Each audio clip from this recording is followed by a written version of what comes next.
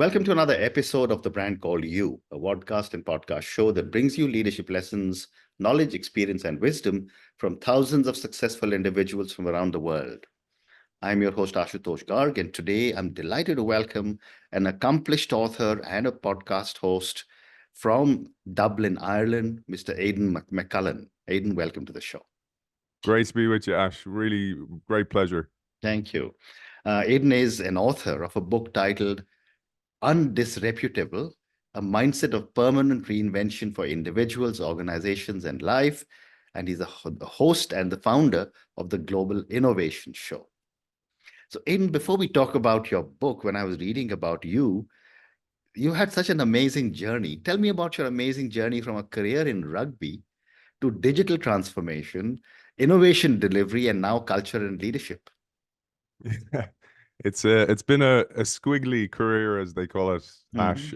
So firstly, I want to say when people hear our audience, when you hear somebody successful, you never see all the scars that have healed to pull all the success together. And it's really important to recognize that, because you know the whole idea of the victors write the history is true, but I like to share the challenges of the journey as well, just so people know that everybody has challenges, no matter how wealthy, no matter how successful. And success is relative as well. Success depends on how you measure it. So just want to say that up front, because I think that's important, because people can get discouraged, and you have to start somewhere. That's the thing. And for me, you start with vision. And for me, the vision started for me as a child. So I was the last picked on this playground. I was that kid, really terrible athlete. Probably never got much better than being a terrible athlete. I was very lucky along my journey. So we in Ireland, we play a sport like the way, for example, cricket is widespread in a place like India. Here we play our native sport, which is Gaelic football. So when we became very native in our approach to sports, and this lasted right up until quite recently, in the last 2 decades or so. You weren't allowed to play the national sport and play soccer, for example, because soccer was seen as an English sport, and you weren't allowed to play both. So kids used to hide and sneak into one team and the other team, etc. So we had very much a focus on this football, Gaelic football, and hurling, which is a crazy game with a stick that we play and a tiny little, very hard leather ball as well, called hurling. So that was the kind of environment into which I grew as a child. I tried at all these sports, wasn't very good. Ended up trying to find a sport that worked for me. And really what happened was my friends started to play rugby. And rugby was one of these kind of English sports that you weren't really allowed to play. And it was very difficult to play both any other sport and rugby. So when I went to school, our school played it. And eventually I was 12 the first time I touched a rugby ball. And by 16, I had used all the failed attempts at the other sports, actually gave me a different type of approach to playing rugby. And that was kind of my, if you call it, my quirk, my difference. And eventually I got on to then I went on to captain my province, and then went on to play for my country as well. Wow. And the most amazing thing for me was I never intended to. I went to France to study French while at college. I was still at college in Dublin. You know, Trinity College here in Dublin. I was at college there studying French and German, and I wanted to take Erasmus year, which is this amazing year where we can get an opportunity in Europe to go and study in a different country. And I instead got a contract for a rugby team in France to learn French. And that was just this amazing difference for me. That taught me how to play rugby differently. And then I enjoyed a career of 10 years playing rugby. Incredible. So my next question is, how has your rugby career influenced your perspective on leadership and team dynamics? It's very transferable, Ash. There's a lot of things transferable. One of the things I don't like, just to say up front, is also that you get a lot of you know, you'll have a business event. You as a successful entrepreneur, you'll have seen this loads where they bring in a former sports player and they come in and tell you how it's done. And there's a huge difference though you have to understand, which is in a professional sports environment, people are there because they want to be there. It's not always the case in an organization, as I discovered when I retired and went into the real world. Because Right. you saw how people could resist change. You saw how they could undermine it in many ways. They could pretend they were adding their support and really be sabotaging an effort of transformation. So that was interesting. For me, it's also personal as well. It depends on how good you were. For example, I wasn't that talented, but I was highly disciplined because I had to be disciplined to make up for the lack of talent. And where I only wrote about this recently, that with that comes a limit in your abilities. So I could get to a certain limit of my capabilities based on really the bit of talent I had, but mainly the discipline. And I find this is very overlaps into organizational, particularly when you're trying to change your organization, is that if you don't have the capabilities in your organization to carry and use strategic ambition, you're going to fail. So Right. you might be going, we want to digitize the business. Therefore, we need people that know how to sell a digital product. That's not the same people who have sold an analog product or a physical product in the past. It's a very different sale. So if you're going to succeed in that, they need to be coached and build up the skill set in order to do that. And they need to do that before the time comes that they need to sell it to Right. customers. Right. And I see that the same in sport, that if you're a coach and you have an ambition for your team to play a certain way or to achieve a top 3 spot or a first spot in a league or a cup, then you have to have the right types of players with the right types of skills in order to achieve that strategic ambition. Well said. Well said. So, Aidan, let's now talk about your book, Undisruptable, Mindset of Permanent Reinvention for Individuals, Organizations, and Life. And I'm going to ask all our viewers and listeners to go and check out Mr. Aidan McCullen's book on Amazon and whichever other platform you use. So, my first question is, tell me about your book and your hypothesis when you decided to write it. So, firstly, like you, Ash, you know what it's like. You've 9. I'm sure you have another 9 in you of books because when you talk to great people every week, which I have the great honor to, not as many as you. I just passed episode 500 recently, Wow. but every week for the last 8 years, I've been doing that. And my model is read their book, interview them. I edit the podcast myself because that's another bite at the cherry, another opportunity to learn the content. Correct. And when you do that, you're bound to have your own thoughts Yes.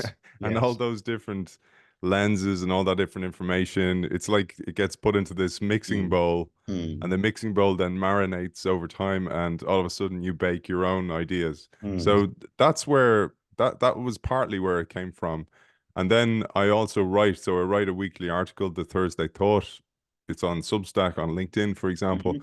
And that's where I try to take the learnings I have that are roughly related to the most recent episode, Mm. and I use a metaphor. I really think in metaphor.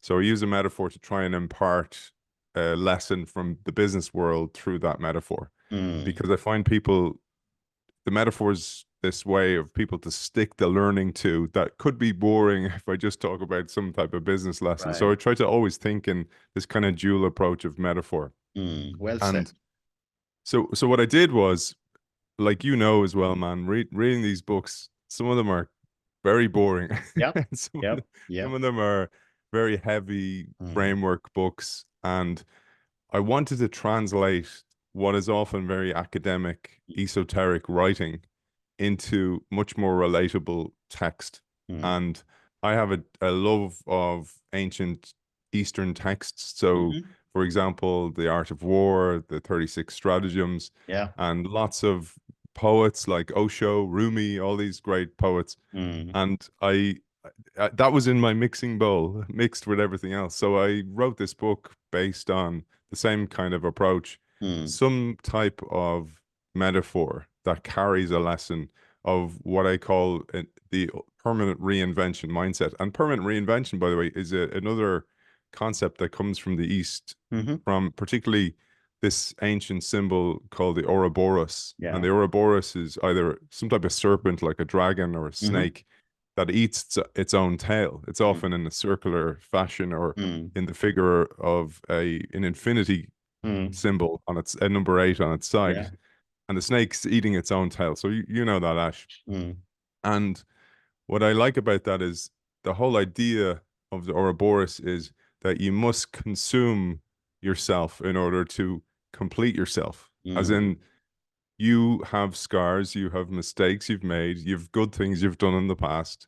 And if you reframe them as fuel rather than setbacks, you can create something new. And the term I use actually comes from the concept of the phoenix. The phoenix, again, mythical creature that every 500 years burns itself up, and from the ashes of what it used to be, takes what's still useful in order to earn itself a new lease of life. And the term I use is there is always assets in the ashes. So like me with sport, many of my colleagues in sport really struggle with the transition from sport to the real world. But if you reframe your mindset and you actually see that, well, actually, team dynamics, I understand team dynamics. Communication is essential in sport. Discipline is a wonderful gift that can be applied to anything, really. And that's the whole idea, that there's assets in the ashes. So there's multiple kind of lenses, I call them, throughout the book, that every chapter is like a lens that you put in place, and hopefully by the end of the book you see the world slightly differently. Yeah. So, I love this whole concept of permanent reinvention in your book, and you've just told me a little bit about it. But how can individuals cultivate a mindset of permanent reinvention in their own personal and professional lives? A most simple thing, Ash, that I would recommend is, most people have some type of area of discontent in their lives, and that feels like a buzzing fridge in the house. It feels like this niggling annoyance or irritation. And you got to remember, like my fellow countryman George Bernard Shaw said, that all progress starts with the unreasonable man or woman. You have to have some type of discontent, because discontent is the start of progress, really. It's like an entrepreneur. You work with entrepreneurs all the time. They spot something they're unhappy with, and they try to, and instead of just putting up with it and persevering, they go, I'm going to create a solution for that problem. So that idea is essential. And one of the things I would say is, if you're unhappy in your career, firstly, make sure that you're doing everything possible to succeed in that. If you've taken it on, there was a reason you took it on. And don't leave it and be regretful. So, for example, for me in sport, I did everything possible, Ash. I didn't drink alcohol, and you know what it's like. That's difficult in Ireland. I didn't drink alcohol, slept well, ate well, did everything, the training to the absolute perfection. So my whole concept was, if I'm going to not do as well as I want to here, at least I know I've done everything in my power. So I think that's important, because then you have no regrets. Right. The second thing I would say is, take 3 columns, take a piece of paper, write down 3 columns. The first column, write down what you can do. So what skills you have. And what I hear, and I talk about this in the book, unbundle, like the way you would a business model, unbundle your skill sets. So I'm a very good writer. I'm good at communicating. I'm a good listener, whatever it might be. And then in the second column, write down what you like to do, because some things in that first column you're really good at, but you don't like doing. Right. So you might be really good at marketing, but like you hate marketing, you hate doing that. You like to focus maybe on different types of skill sets. So you write down in that first column what I can do, second column what I like to do. And then in the third column, you write down jobs that will be able to bundle together some of those skill sets. And then you try to create a role for yourself that might be able to accommodate those skills and those capabilities that you have. Right. Because we live in this world of the gig economy. And what that means is you can be working for several companies at once as a fractional CMO, a fractional marketer, a fractional CTO, where you're this multiple portfolio career. And you can be really happy because you're only doing the piece of the work that you like. So that's one thing. Or else find an organization. And this is often in an entrepreneurial type setup where you can be doing multiple things so you're not bored. So, for example, a lot of people get bored.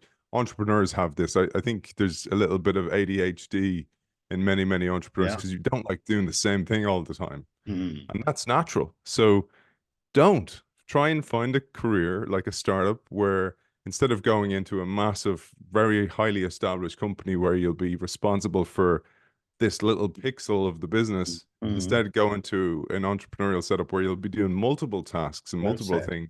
No 2 days will be the same. That's the kind of way, like, build this for yourself. Don't just accept it and be on the ocean of life being pushed around the place. You're in charge and take charge. What a great response. Thank you. So let's talk a little bit about now innovation. Based on all the work that you do, what are some misconceptions about innovation that you have encountered? So one of the things is something I learned myself, and this is because I think we're in this transition period in the world where businesses in the past had a competitive advantage and could enjoy that competitive advantage for 10, 20, 30 years. They could build a product and market it, and that would be the way they'd enjoy success. Now we're in this period of transient advantage. So your competitive advantage is fleeting because some startup can come out of nowhere and build a product with cheap access to funding, Amazon Web Services or some type of cloud service where they can build a platform really, really quickly. They can have fractional workers and put a workforce together very, very quickly. And all of a sudden you have a competitor that you did not see coming. So that's the kind of world we're living in. So in the past, though, I used to see that a big legacy organization would really struggle in that period. And if you think here now, think back to the Ouroboros, and this is why I talk about the Ouroboros a lot, is if it's a figure 8 on its side. So there's also a concept called the S curve, and this is one of the main frameworks in my book. And the S curve is just like the letter S. And if you think about it, it's like this slow growth period for a period of time, then a rapid growth, and then a petering out or a plateau, and eventually decline. So if you think about that, that's on its side, that's half of an infinity curve. If that S curve doubles back on itself, it actually becomes the figure 8, right? So the number 8, the infinity curve. And the reason I say that is keep that in your mind and think about how organizations used to get to the top of the S curve and really, really struggle and eventually decline and sometimes go bankrupt or be acquired in not so pleasant circumstances. That was the world we lived in a lot and still happens. But I think legacy organizations are now getting their game together and understanding if they get to that period and then they have the willingness to plunge down again and actually create a new business using the skill sets they've built. This is the assets in the ashes. So they have access to customers, they have an existing brand, they have capable, competent people within inside the organization. If they retrain them and if they couple them up with some more entrepreneurial type characters within inside the organization, they can quickly reinvent themselves and come back. And then that becomes this infinity curve, plunging down the bottom of the S curve, getting to the top, go again. And what you have there is the new and the old working in tandem. So you have the old playing an extremely noble role in enabling the new, and the new needing the old. Because this is what startups need. They need customers. They need access to marketing. They need access to funding, etc. And legacy organizations have it. So this is the huge shift that we're seeing as organizations are waking up to this possibility.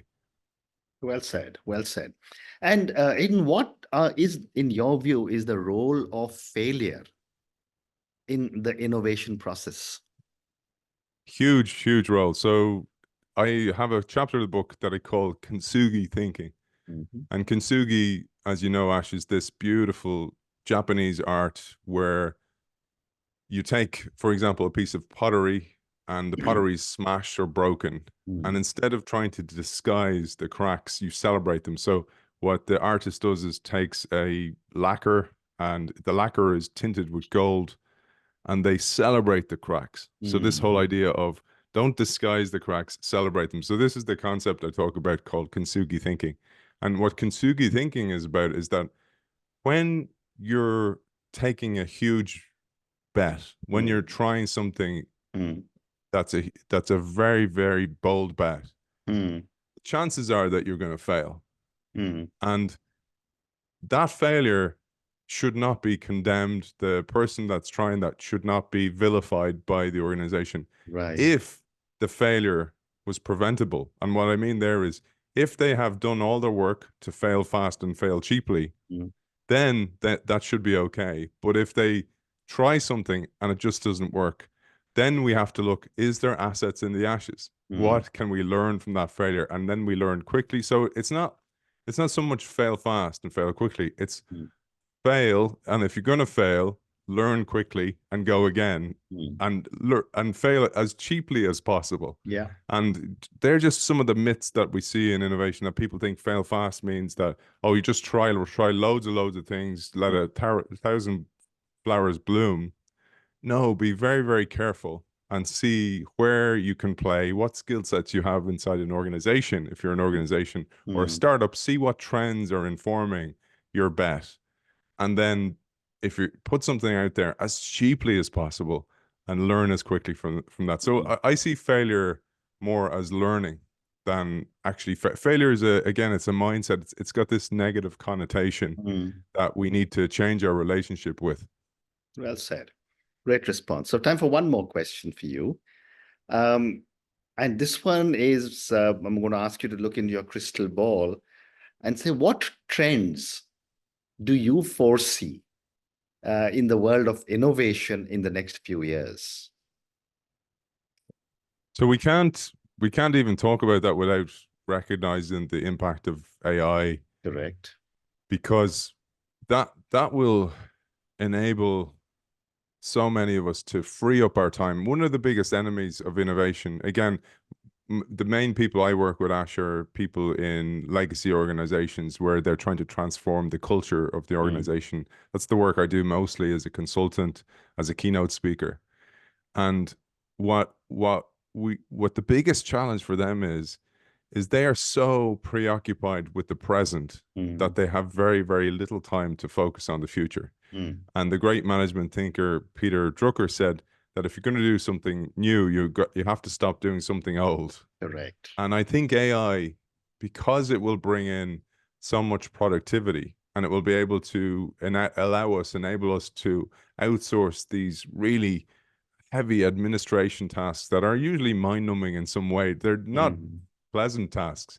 Then we can use that time, that new energy, and apply it into new ideas and new energy within inside an organization. So I think that's going to be a huge, huge shift. And I think we're going to see a shift. Many of your workers, or many of your audience, Ash, are, 35 and under. I think we're going to have to see understand that you're not going to be in the career you're in for long. That if you are, you're going to have huge job mobility. You're going to shift around different roles within inside the organization, and the organizational structure is going to change. I think of it less of a hierarchy and more like, you see, again, this is a great metaphor. You see in starlings, for example, with the birds, a murmuration where they move around. So you have project-based teams rather than hierarchies and people with their corner office. And we'll see a shift, as many of your listeners have already seen, towards more fluid working conditions where you can work from home, you can hot desk inside the organization, and there's no tenure. The tenure whole idea, that's gone. Right. Very well said. Aidan, on that note, I just want to say thank you so much for speaking to me. I mean, your journey is such an eye-opener, and clearly you're such a modest individual, having played for your country. You still say that I'm constantly learning, but I love the way you were able to draw such amazing parallels between your journey as an athlete and a lot of the work that is happening in the corporate world, whether it's on leadership or discipline or so many other factors. Thank you also for speaking to me about permanent reinvention. This is a new term that I read about when I was reading about you, but such a positive uh, phrase, which is permanent reinvention. Clearly, what came through so loud and clear is the influence Eastern philosophies seem to have had on your thinking. And maybe someday I'll ask you to do another conversation on what made you, read so much about Eastern philosophies. And finally, thank you also for speaking to me about innovation and so many different aspects of innovation. Thank you again for speaking to me, and good luck. Absolute pleasure, Ash. Thank you for listening to the Brand Called You videocast and podcast, a platform that brings you knowledge, experience, and wisdom of hundreds of successful individuals from around the world. Do visit our website www.tbcy.in to watch and listen to the stories of many more individuals. You can also follow us on YouTube, Facebook, Instagram, and Twitter. Just search for the Brand Called You.